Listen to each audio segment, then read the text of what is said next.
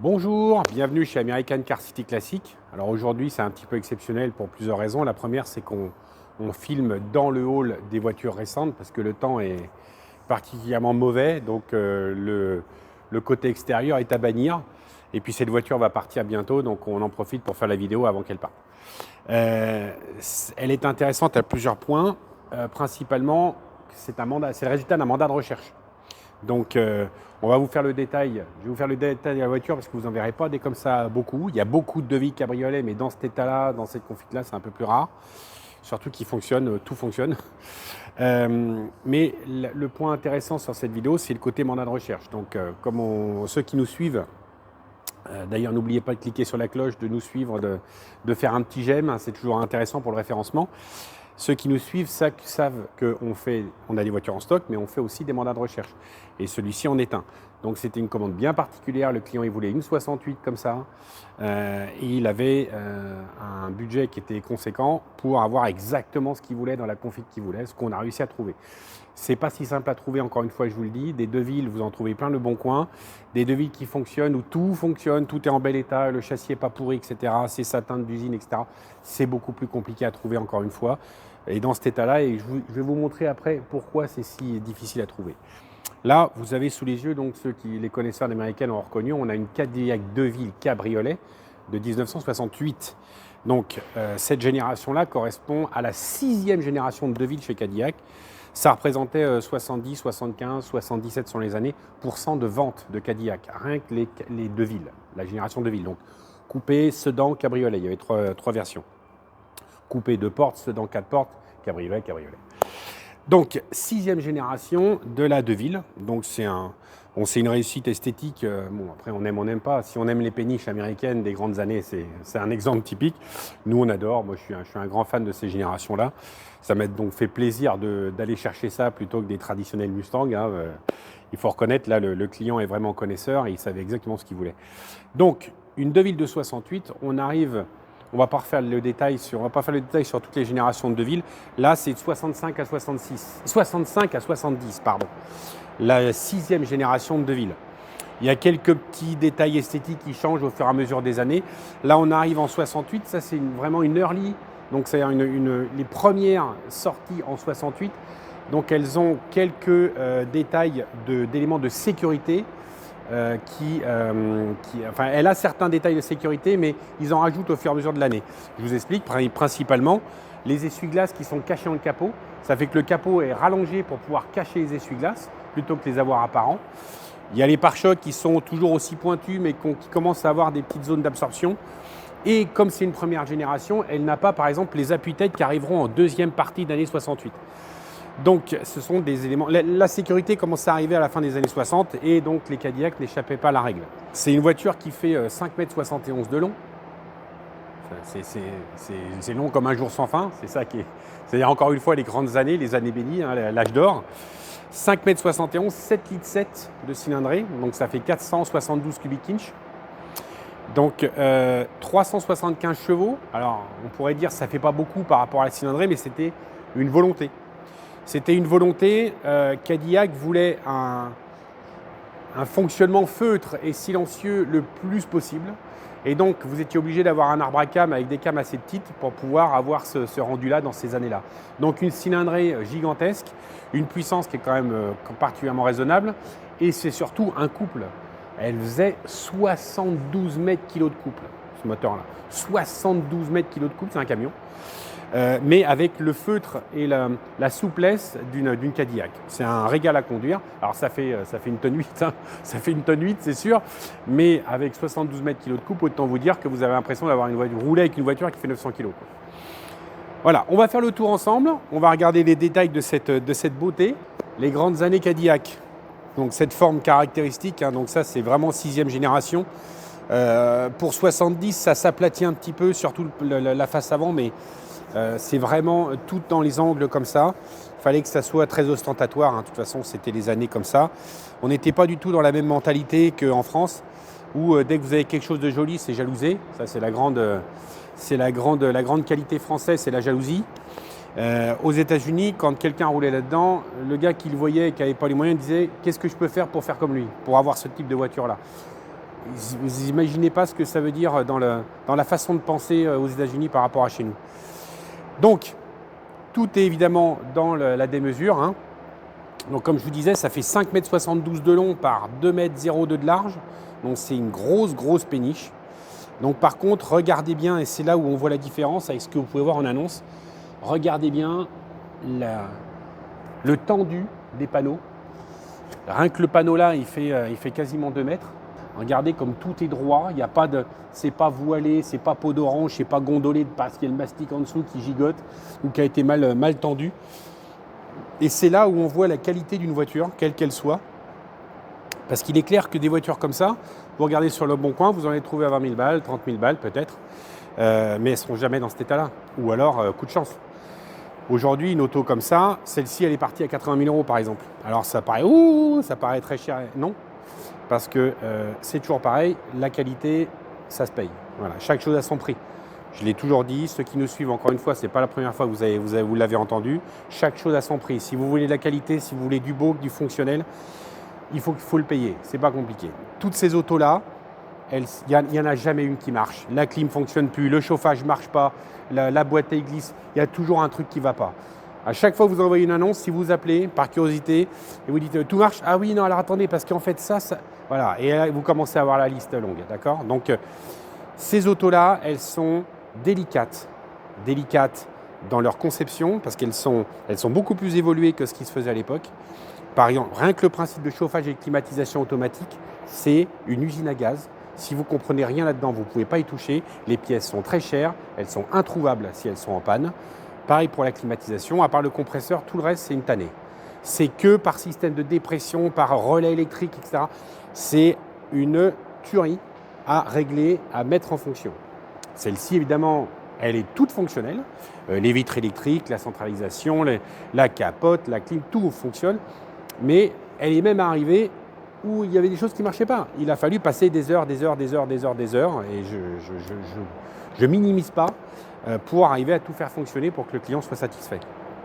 Donc ça rend une voiture qui a été restaurée avec un historique, bien sûr. À ce prix-là, vous avez un historique, vous avez un suivi, toutes les factures, etc. Bien sûr. Donc là, on peut voir, donc c'est sa couleur d'origine, c'est le marron métal glacé d'époque avec sa sellerie en cuir. Voilà, donc là, on l'a décapoté, ça permet de voir l'intérieur, la qualité des finitions. On était quand même vraiment sur du premium, du haut de gamme hein, dans l'américaine. Sa boîte ostentatoire, c'était quand même très bien fini. Il y a vraiment une recherche de qualité. Quand je vous parlais tout à l'heure de la climatisation et du chauffage, c'était tellement chiadé le mécanisme avec des systèmes de dépression, comme je dis, de résistance qui chauffe, qui enclenche des clapets, etc. Ceux qui en ont, ils savent très bien de quoi je parle. Il faut savoir qu'à partir de 69-70, il y avait déjà des retours chez Cadillac parce que ça marchait déjà plus, quoi.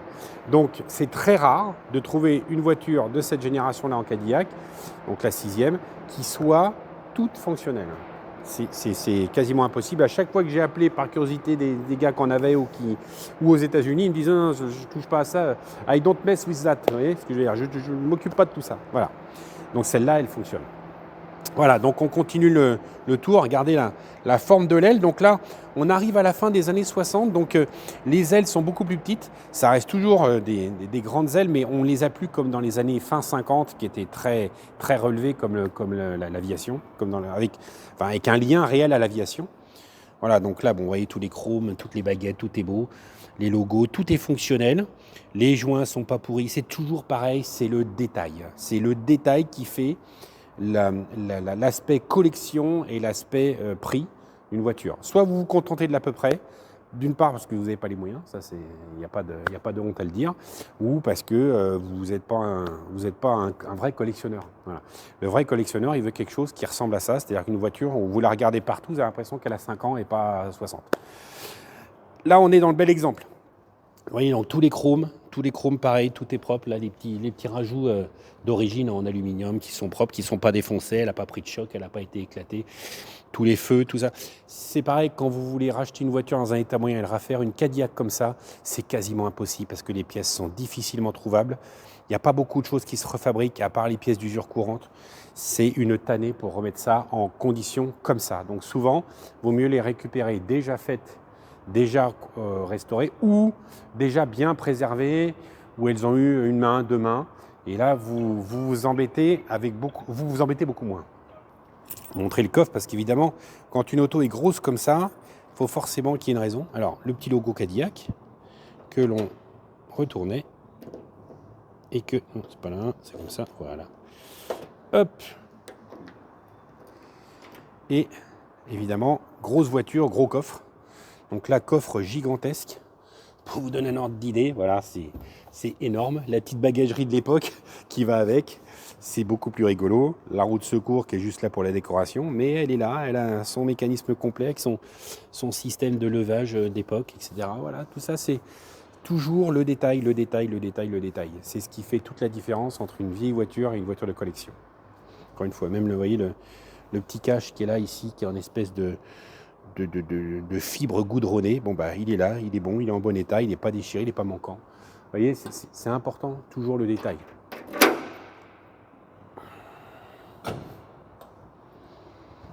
Voilà. L'autre côté, pareil, hein, évidemment. Hein, donc on avait changé les pneus, on a remis les pneus avec une configuration d'époque. Vous voyez, le tendu de la peinture, vraiment, ça, c'est un travail. Quand on fait de la carrosserie, quand on fait de la restauration, on sait à quel point c'est compliqué et c'est du temps, des heures pour arriver à ce résultat-là. Donc la peinture elle a été faite aux États-Unis et c'est comme je vous dis toujours, aux États-Unis ils sont capables de tout, du pire comme du meilleur. C'est toujours une question d'argent. C'est comme chez nous, c'est pareil. Si vous voulez payer, vous avez tout. Si vous ne voulez pas payer, vous avez un Mexicain qui vont peindre à la bombe au fond d'une cour derrière un garage. Voilà, c'est pas compliqué. Donc quand vous ne voulez pas payer, malheureusement, eh ben, vous avez des cochonneries aux États-Unis. Et il n'y a pas de honte à ça chez eux. C'est comme ça, vous avez ce que vous payez. Quand vous voulez mettre le prix, vous avez un tendu, voilà, un vernis, un tendu, un résultat qui est peut-être même plus beau que celui d'usine, quoi. Surtout sur du métallisé comme ça, on voit bien que là, c'était un vrai peintre.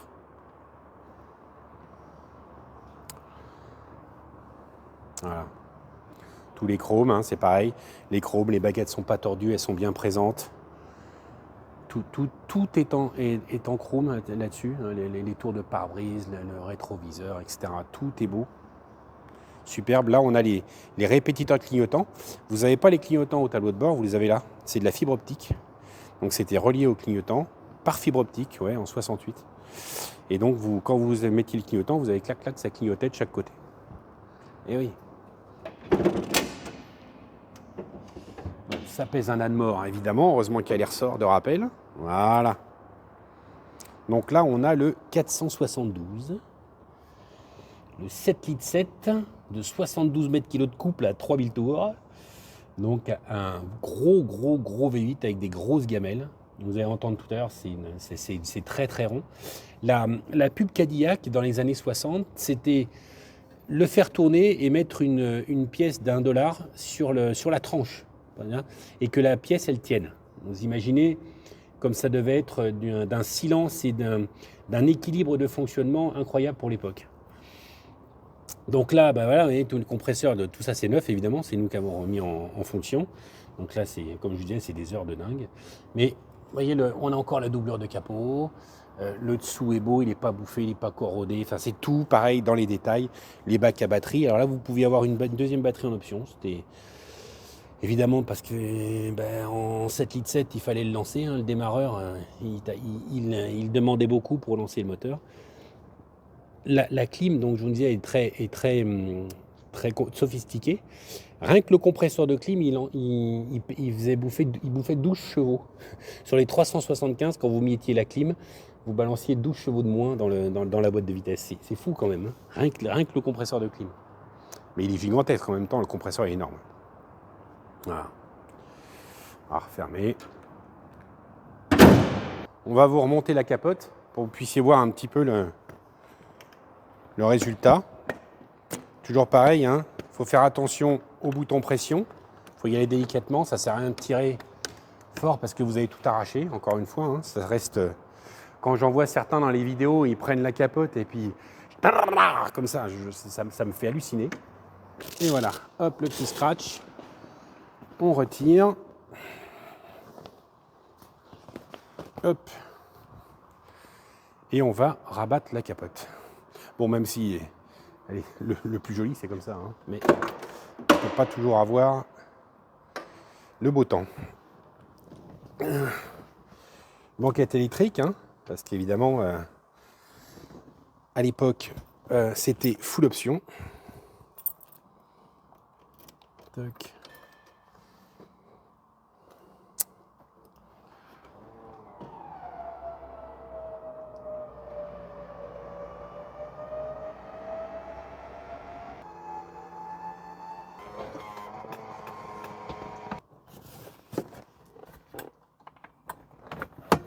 Toc, et voilà, elle est capotée. Voilà, donc on a fait le tour brièvement parce que sinon ça pourrait durer des heures. Vous avez vu un petit peu le résultat d'un mandat de recherche, ce que ça peut donner. Donc je vous invite à me contacter si vous avez une demande particulière. Encore une fois, je le répète dans chaque vidéo, je ne ramènerai que dans des états comme ça. Ou quand elle est finie, quand elle sort de chez nous, il n'y a rien à faire. Donc les petits prix, les machins, je ne ramènerai pas parce que souvent quand c'est petit prix, c'est peau de chagrin. Donc je veux vraiment insister là-dessus, c'est que si je fais des mandats, il faut que ça soit des belles autos. Vous serez satisfait, vous parlerez de nous. C'est une image que je veux vraiment absolument garder. Donc que de la qualité, que du premium tout le temps. Parce que d'une part, il n'y en a pas. On n'est pas nombreux à les faire parce que c'est un travail malgré tout pour les rendre dans cet état-là. Ça reste malheureusement une clientèle sélecte. Malheureusement ou heureusement, heureusement pour nous, malheureusement pour certains. Et encore une fois, il ne faut pas avoir honte de dire quand on n'a pas les moyens, on n'a pas les moyens. Moi, il y a certaines choses, je ne peux pas me payer non plus et j'en rêve. Il n'y a aucune honte, aucun problème avec ça. Seulement, nous, notre commerce, il est basé sur que de la qualité. Voilà, donc la qualité se paye. Donc, voilà cette petite vidéo sur cette Cadillac. N'hésitez pas à nous contacter si vous avez des demandes particulières de voitures, quelle que soit la demande, même un modèle très rare qui vous fait rêver. N'hésitez pas à m'appeler et puis je vous dirai ce que je peux faire pour vous. Allez, à bientôt. Au revoir.